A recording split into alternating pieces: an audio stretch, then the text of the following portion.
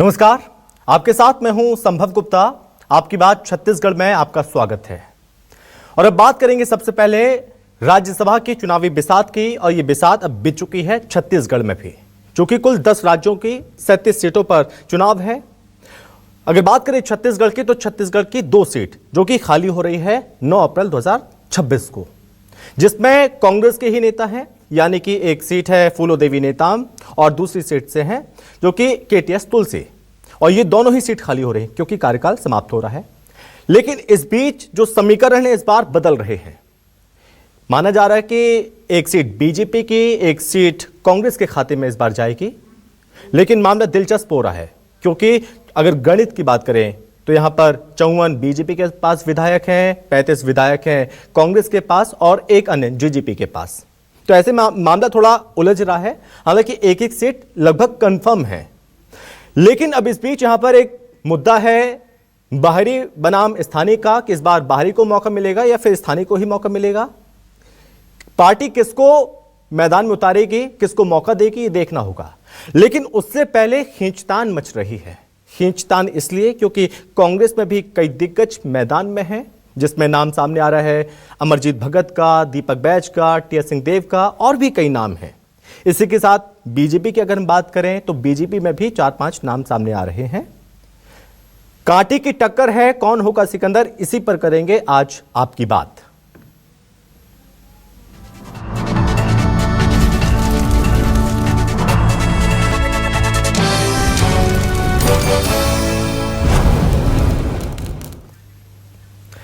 तो इस मामले पर पूर्व मंत्री अमरजीत भगत ने क्या कहा, आपको वो सुनाते हैं, और साथ ही पुरेंद्र मिश्रा का क्या कहना है जो कि बीजेपी विधायक हैं। क्या कुछ कहा, सुनिए आप।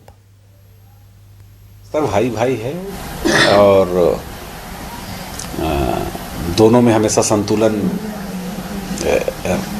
रहना चाहिए। हाईकमान इन सभी बातों पर जरूर गौर करेगा कि बस्तर और सरगुजा जिधर अगर जिस पार्टी को सपोर्ट करता है उसकी सरकार बनती है, तो दोनों क्षेत्रों में ध्यान देने की जरूरत है। और हाईकमान जिसको चाहेगा उसको बनाएगा। लेकिन अभी हम लोग जो है सरगुजा क्षेत्र में, संभाग में कहना चाहिए कि बिल्कुल पीछे हैं और सभी सीटों पर भारतीय जनता पार्टी आगे, वहीं से संभाग से मुख्यमंत्री भी हैं।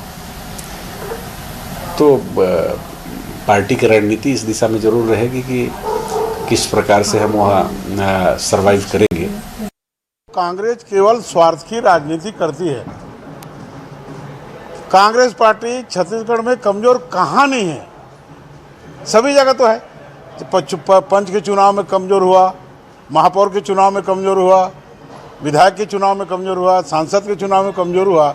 लेकिन कहीं ना कहीं अमरजीत भगत को अपने पद की लोलुपता के कारण ये बयान देना पड़ रहा है कि अंबिकापुर में कांग्रेस कमजोर है। आप तो मंत्री थे, सरगुजा से आते हैं, फिर आपके क्षेत्र में क्यों कमजोर हुआ है, ये आपको सोचना चाहिए, जवाब आपको देना चाहिए। तो आपने दोनों ही नेताओं को सुना। इसी के साथ इस मामले पर जब पूछा गया दीपक बैज से, जो कि पीसीसी चीफ हैं, उनका क्या जवाब आया आपको वो सुनाते हैं। और इसी के साथ अरुण साफ डिप्टी सीएम, उनका क्या कहना है, सुनिए आप भी। देखिए, राज्यसभा में किसको पार्टी नॉमिनेट करेगी, कौन जाएगा, ये तो पार्टी तय करेगा। और रही बात अभी छत्तीसगढ़ में, कांग्रेस पार्टी बस्तर से लेकर सरगुजा तक पूरे प्रदेश में जबरदस्त लड़ाई लड़ रही है। उसी का नतीजा है कि सरकार पूरी तरह से अपनी योजनाओं को लेकर, अपने कार्यों से पूरी तरह से बैकफुट में है। और आने वाला समय में मजबूती के साथ कांग्रेस उठ रही है और सरकार पूरी तरह से छत्तीसगढ़ में आम जनता के मुद्दों को लेकर और कामों को लेकर फेल हो चुकी है। निश्चित रूप से राज्यसभा का नॉमिनेट हाईकमान को करना है, पार्टी को करना है, जिसको भी कर ले, हम तैयार हैं। कांग्रेस का अपना अंदरूनी मामला है, वो जिसे भी चाहे भेजें। लेकिन अभी जिनको भेजा था उन्होंने छत्तीसगढ़ के लिए क्या किया है, इसका भी हिसाब कांग्रेस पार्टी को देना चाहिए।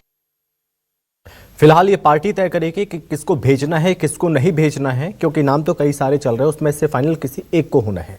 लेकिन ऐसे में आज हम सवाल पूछ रहे हैं। सवाल क्या है? छत्तीसगढ़ में राज्यसभा की 2 सीट हो रही खाली, बदले समीकरण में कौन मारेगा बाजी?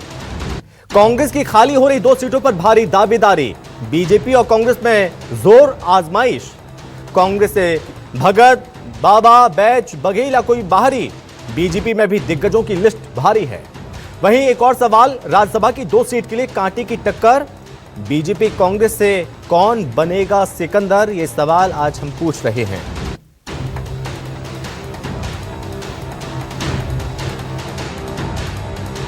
इसी पर बातचीत करेंगे। हमारे साथ मेहमान जुड़ रहे हैं। सबसे पहले परिचय करवाते हैं। हमारे साथ जुड़ रहे हैं कांग्रेस प्रवक्ता हैं अभय नारायण राज जी। तो अभय जी, बहुत स्वागत है आपका। प्रमोद शर्मा है प्रवक्ता बीजेपी से। प्रमोद जी, बहुत स्वागत है आपका भी। और साथ ही के शर्मा है, वरिष्ठ पत्रकार हैं। के शर्मा सर, बहुत स्वागत है आपका भी।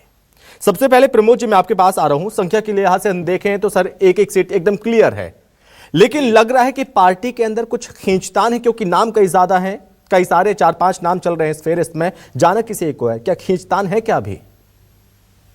शायद तक आप कांग्रेस पार्टी की बात कर रहे होंगे। खींचतान वहां है, गुटबाजी कांग्रेस पार्टी में है। भारतीय जनता पार्टी में तो संगठन जिसको तय करती है, सामूहिक रूप से डिसीजन होता है, वो मतलब सर्वमान्य होता है। लेकिन एक खींचतान की बात है कांग्रेस पार्टी में है। और कांग्रेस पार्टी इसी में अभी भी एक सीट के लिए आप देख लीजिए, 3 गुट है कांग्रेस पार्टी में, तीनों लड़ रहे हैं अपने के लिए। माननीय भूपेश बघेल जी दिल्ली की दौड़ लगा रहे हैं प्रियंका गांधी जी के बाद अपने सुपुत्र चैतन्य बघेल को लॉन्च करने के लिए। और हमारे टीएस बाबा जी अपने लिए लगे हुए हैं, तो दीपक बैस जी अपने लिए लगे हुए हैं। तो ये कांग्रेस पार्टी में देखने के लिए मिलेगा खींचतान। और जिनको भेजते हैं उनके भी स्थिति देख लीजिए। पिछली बार जो सब बाहरी लोगों को भेजे थे, राजीव शुक्ला जी, रंजीता रंजन जी, KTS तुलसी जी, अब इनकी थोड़ा सा गतिविधियां में भी थोड़ा सा नजर रखिए। देखिए, ऐसा नहीं है कि आप नहीं भेजते हैं। अगर अन्य प्रदेशों में हम देखें तो वहां पर भी बाहरी आप ही भेजते हैं, चाहे वो मध्य प्रदेश देख लें, कहीं भी देख लें, बाहरी आपके भी होते हैं। नहीं, आप छत्तीसगढ़ की बात करें, छत्तीसगढ़ में भारतीय जनता पार्टी कब किसी को बाहरी किसी को भेजा गया हो? छत्तीसगढ़ में देखिए 3-3 लोग, जबकि बहुत योग्य लोग हैं छत्तीसगढ़ में। अगर तो क्या कांग्रेस पार्टी योग्य लोग नहीं है क्या उनकी नजर में? उन लोगों को भेजते।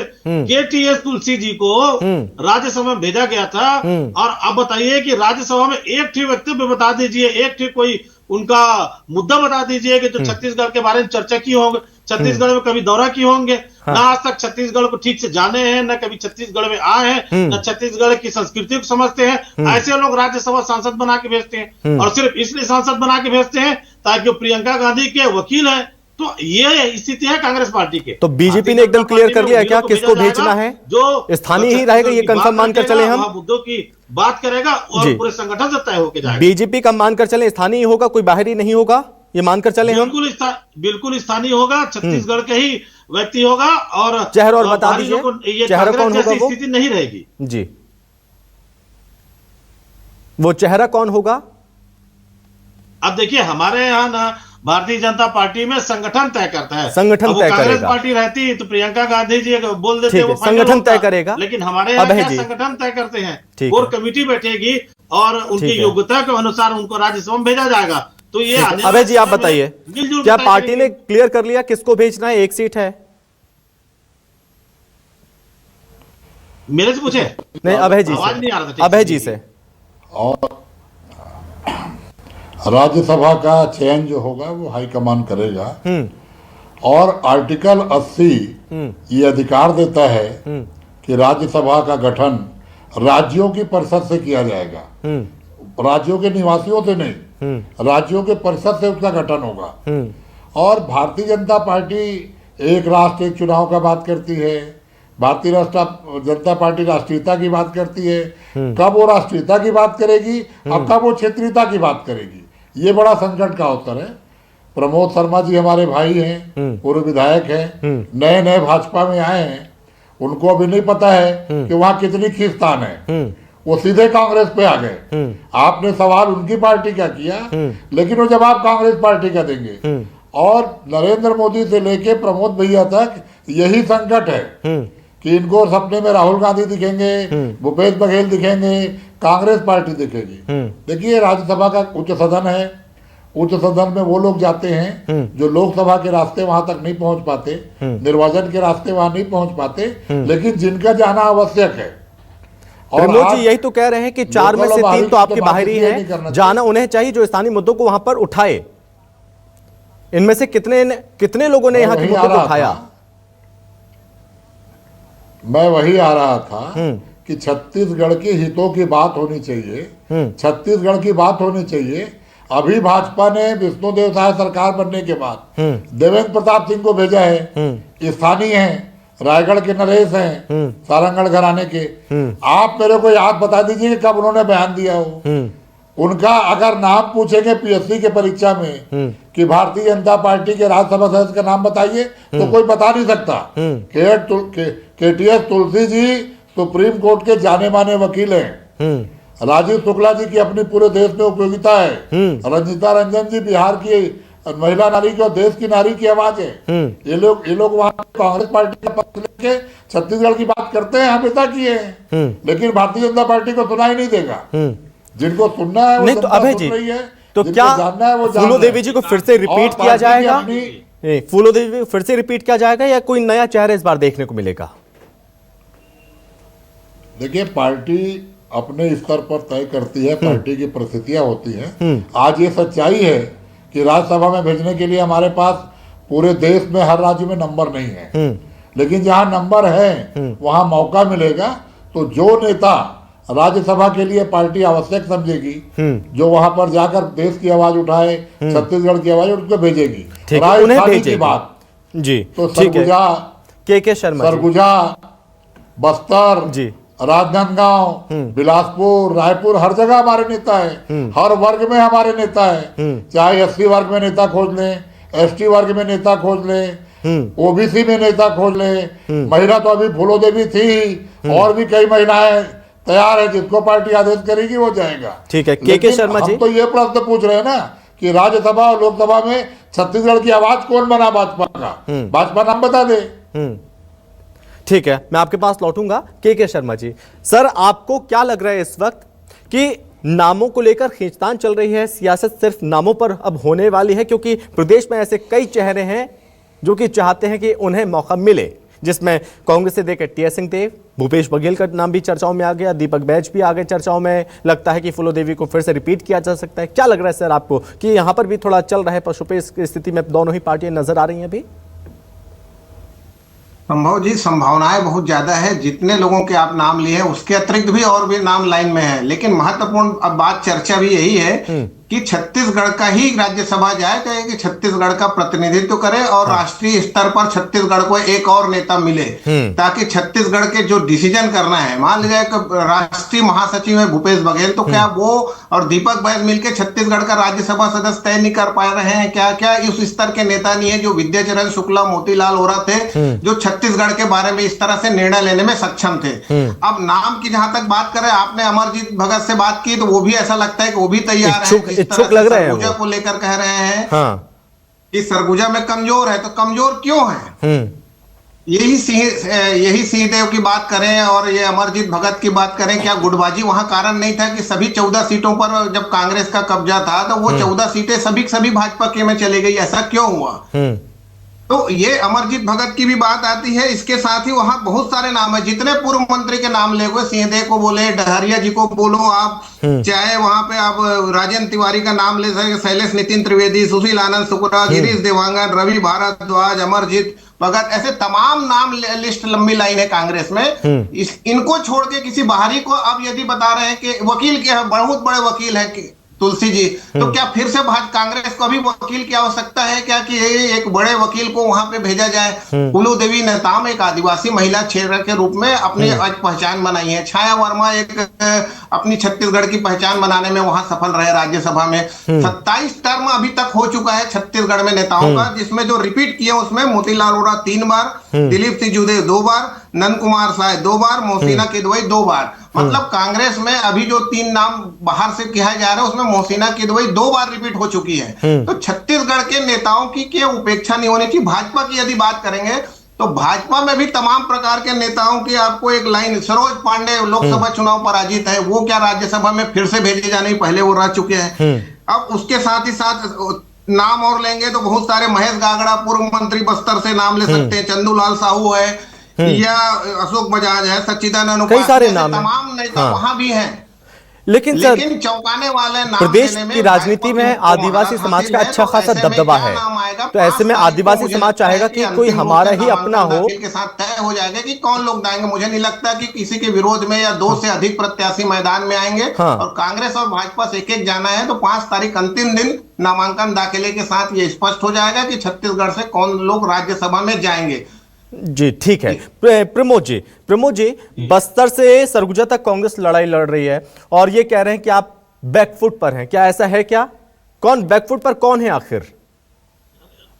अब माननीय अभय नारायण जी के बात को इतना सीरियस लेने की जरूरत नहीं है, क्योंकि पूरा छत्तीसगढ़ जान रहा है कि बैकफुट में कौन है।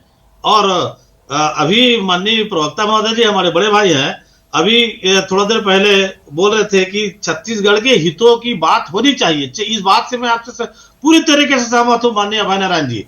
आप ये बता दीजिए, KTS तुलसी जी और आपके राजीव शुक्ला जी, रंजीता रंजन जी, छत्तीसगढ़ का कौन सा हित का बात उस सदन में किए, राज्यसभा में किए? एकाक कोई नहीं, वो कहते हैं कि आपके कई लोकसभा में भी आपके नेता हैं, वो कितना उठाते हैं प्रदेश के मुद्दों को, कितना उठाते हैं, लोकसभा के सदस्य कितना उठाते हैं, वो पूछ रहे हैं आपसे सवाल। बहुत बड़ा प्रश्न चिन्ह है कि छत्तीसगढ़ से जाएगा कि दिल्ली से भेजा जाएगा। ये माननीय प्रवक्ता महोदय जी को आपने उनसे पूछा है राज्यसभा के लिए, तो उन्होंने पूछा लोकसभा में आप कितने हैं, तो वो बताइए कि कौन उठाते हैं इनके मुद्दों को। जी, आवाज कट रही थी, थोड़ा सा रिपीट करेंगे? जी, वो ये आपसे बार बार पूछ रहे हैं कि लोकसभा में आप कितने सदस्य हैं, प्रदेश के हितों को कौन उठाता है सबसे ज्यादा? आप रिकॉर्ड उठा के देखिए, अभय नारायण जी को समाचार देखना चाहिए, समाचार चैनल देखना चाहिए, सभा की कार्रवाई देखना चाहिए सदन की। और माननीय अभय नारायण जी कितनी बार आवाज उठाए हैं? जी, आवाज कट कट क्या, थोड़ा सा फिर से बोलेंगे? देवेंद्र प्रताप सिंह, अरे आप देखिए ना, आप मैं इतना दावे के साथ, मैं बड़े चुनौती और दावे के साथ इस चैनल में ये बिल्कुल कहना चाहूंगा कि KTS तुलसी से 100 गुना ज्यादा हमारे देवेंद्र प्रताप जी का वहां आवाज उठेगा।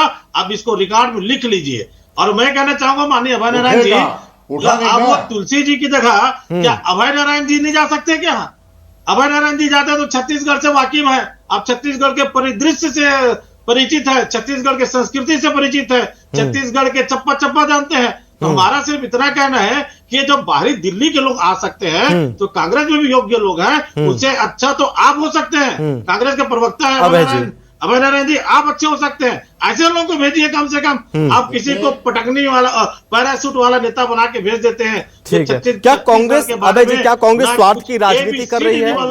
क्या कांग्रेस कमजोर हो चुकी है? क्या नेताओं की कमी है कि उन्हें बाहरी लोगों को लेना पड़ रहा है? इस तरह के आरोप लग रहे हैं प्रमोद जी की तरफ से। संभव जी, मैं तो इतना ही कहूंगा कि आवाज रिपीट हो रही, देखिए तो। जी, मैं सही करवा रहा हूं, आप बोलिए। तो देश की हालात, देश की परिस्थिति, पार्टी की परिस्थिति और पार्टी के हालात के हिसाब से छत्तीसगढ़ के नेताओं से सलाह लेकर हाईकमान फैसला करेगा। खड़गे जी, राहुल जी, सोनिया जी फैसला करेंगे और जो भी राज्यसभा में जाएगा छत्तीसगढ़ से जाएगा तो छत्तीसगढ़ की बात करेगा। जाएगा तब। दूसरी बात, वित्त मंत्री सीतारमन जी रहने वाली तमिलनाडु की कर्नाटक से गई हैं। अश्विनी वैष्णव जी राजस्थान के रहने वाले कहां से गए देख लीजिए। धर्मेंद्र प्रधान रहे, कई ऐसे नेता हैं जो मध्य प्रदेश से गए बाहरी हैं। तो हर पार्टी में परिस्थितियां बनती है, योग्य लोगों को भेजा जाता है, इसका चयन होगा। लेकिन भारतीय जनता पार्टी कांग्रेस की इतनी चिंता कर रही है, ये सोच का विषय है कि भारतीय जनता पार्टी से कौन जाएगा उस पर बहस हो, लेकिन वो कांग्रेस से कौन जाएगा इसमें वो लोग भाग ले रहे हैं। उसके लिए मैं बधाई देता हूं और इस बात की भी बधाई देता हूं कि आप कांग्रेस के और कांग्रेसियों की चिंता कर रहे हैं। सरगुजा में भाजपा की ये हालत है कि आप पूरे विधायक जीते हैं, लेकिन सांसद के चुनाव में कांग्रेस से आए हुए व्यक्ति को आप सांसद बनाते हैं। जब मंत्री बनाने का नंबर आता है तो कांग्रेस से आए हुए व्यक्ति को आप मंत्री बनाते हैं। आपके पास सरगुजा में नेता नहीं था क्या जो आपकी अपनी पार्टी का हो, तो मैं तो चाहूंगा कि प्रमोद शर्मा जी भी लाइन में रहे और चले जाए राज्यसभा में। लेकिन अभय जी राज्यसभा में जो जाए वो छत्तीसगढ़ अभी की बात के शर्मा करे। सर ने एक सवाल भी पूछा, उन्होंने सवाल उठा दिया कि एक राजनीति यहां पर होती थी, पहले राजनेता होते थे कि यहां पर डिसाइड होता था कि किसको भेजा जाए। क्या आज के टाइम पे वो स्थिति नहीं है कि यहां के नेता ही डिसाइड कर पाए कि किसे भेजा जाए, जो आपको दिल्ली से पूछना पड़ रहा है? क्या दीपक बैज डिसाइड नहीं कर पा रहे हैं? क्या भूपेश बघेल डिसाइड नहीं कर पा रहे कि किसको भेजा जाए? कि वही लाइन में लगे हुए हैं कि भाई हमको भेज दो? संभव जी, ये सवाल जो उन्होंने पूछा ही उनकी पार्टी पे लागू होता है। छत्तीसगढ़ राज्य केंद्र शासित प्रदेश हो चुका है जी। मंत्री उद्योगपति तय करता है जो कि हम कौन मंत्री बनेगा। मंत्री और तमाम पद दिल्ली से डिक्लेयर होते हैं। कांग्रेस में राय मशविरा होगा। दीपक बैज, चरणदास महंत, भूपेश बघेल, टी.एस. सिंहदेव, तानुदत्त साहू, शिव डहरिया, अमरजीत भगत, सबसे बातचीत होगी, सबसे राय मशविरा होगी और पार्टी परिस्थितियों के हिसाब से निर्णय लेगी। के शर्मा जी, सर आपने इन बातों से क्या समझा? मोटा मोटा क्या लग रहा है आपको कि कोई भी चौंकाने वाला नाम सामने आ जाएगा दोनों ही दलों से? क्या लग रहा है कि खींचतान ये आगे भी देखने को मिलती रहेगी, क्योंकि मनमुटाव लगातार देखने को मिल रहा है?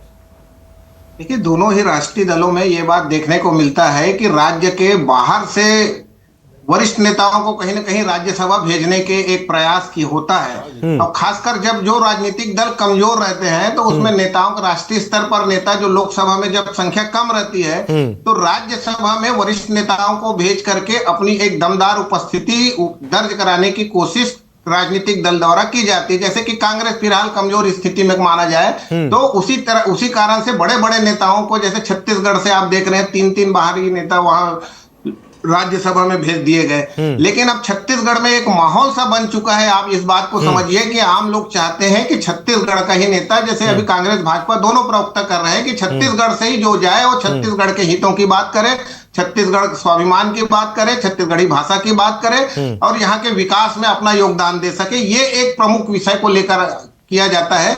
लेकिन आपको बाहर को भेजना है तो आप गुजरात से भेजिए, उत्तर प्रदेश से भेजिए, मध्य प्रदेश, बड़े राज्य जहां पे राज्यसभा सदस्यों की संख्या अधिक है वहां तो ठीक हो जाता है। लेकिन छत्तीसगढ़ में जहां भी 2 का चुनाव हुआ है, कुल 5 लोग राज्यसभा में है, उसमें भी 3-4 बाहर से हो जाएंगे तो निश्चित रूप से छत्तीसगढ़ की एक उपेक्षा के रूप में आम जनता में उस राजनीतिक दल की छवि अच्छी नहीं कही जा सकती। जी, यानी कि इस बार भी मामला स्थानीय बनाम बाहरी देखने को मिल रहा है। क्लोजिंग कमेंट प्रमोद जी आपसे क्या कहेंगे? 10 सेकंड। बस मैं 10 सेकंड में एक ही तो प्रश्न करना चाहूंगा हमारे बड़े भाई अभय नारायण जी से। अभी थोड़ा देर अभी अपने बातों में ये बोल गए कि वहां योग्य लोगों को ही भेजा जाएगा। तो माननीय अभय नारायण जी, हम इस बात के इंतजार करेंगे कि छत्तीसगढ़ में राज्यसभा में भेजने के लिए आपके योग्य लोग कांग्रेस पार्टी में रहेंगे कि नहीं रहेंगे? आप इस बात में कायम रहिएगा। आपने कहा है कि बहुत योग्य लोग को वहां भेजेंगे तो आपके छत्तीसगढ़ में, वैसे कांग्रेस पार्टी में योग्य लोग अभी छत्तीसगढ़ से ज्यादा बाहरी लोग रहेंगे कि आपके यहाँ छत्तीसगढ़ में रहेंगे? बस इतना जवाब दीजिएगा आने वाले समय में। अभय जी लास्ट। संभव जी, मैं भारतीय जनता पार्टी का प्रमोद भैया के वक्तव्य का सम्मान करता हूं। जो चयन होगा वो छत्तीसगढ़ के हितों के साथ होगा, योग्य व्यक्ति को होगा और संगठन राष्ट्रीय स्तर पे जो निर्णय लेगा जिसका नाम जाएगा, लेकिन छत्तीसगढ़ के हितों की उपेक्षा नहीं होगी, चाहे राज्यसभा कोई भी जाए। और मैं उम्मीद करूंगा कि भारतीय जनता पार्टी में रिमोट कंट्रोल वाला नेता न जाए कि देवेंद्र प्रताप सिंह। चलिए ठीक है, देखते हैं जब वो लिस्ट सामने आएगी उसमें पता चलेगा कि इस बार बाहरी है या फिर स्थानीय है। जैसे चेहरा चुना है, इन लोग है बाहरी लोग। चलिए ठीक है, बहुत धन्यवाद, बहुत धन्यवाद के शर्मा सर आपका धन्यवाद, प्रमोद जी धन्यवाद आपका और अभय जी आपका बहुत धन्यवाद। फिलहाल इंतजार है लिस्ट का, लिस्ट में पता चलेगा कि कौन बाहरी है कौन स्थानीय है, उसके बाद भी इस चर्चा को हम आगे बढ़ाएंगे। फिलहाल इस चर्चा में बस इतना ही। नमस्कार।